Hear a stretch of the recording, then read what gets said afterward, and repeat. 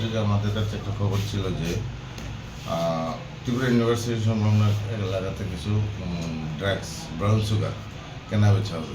তো সেই অনুযায়ী আমরা উৎপেতে বসি এবং যখনই ও আসে তখন ওর কাছে আমরা এই 3টা পেয়েছি, কিন্তু যার কাছে বিক্রি করতে এসেছিল তাকে আমরা মানে ঠিক টাইমিং মিলেনি, তার জন্য আমরা তাকেও পাইনি।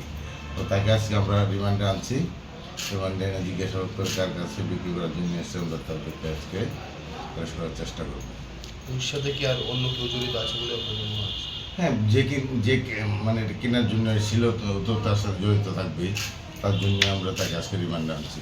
ওর কাছে কি আর কিছু পাওয়া গেছে? আর একটা মোবাইল ব্রাউন সুগার, যেটা প্রায় বাজার মূল্য এখন 1,20,000 টাকা। নাম কি ওর? জুটন মিয়া।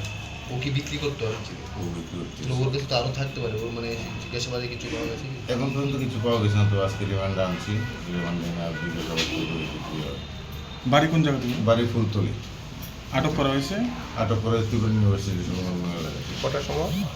রাত্র অনেকদিন ধরে, কারণ আমার সোর্সের যে খবর অনেকদিন ধরে সে জড়িত এবং তার সেই সোর্সের খবর অনুযায়ী তাকে ধরে, তার বাকিটা আমাদের ইনভেস্টিগেশনে তাকে রিমান্ডে আনার পরে আমরা আশা করি পেয়ে যাবো। এমনিতে কী করে উনি? কিন্তু এমনিতে আর কী করবো, এগুলি করে।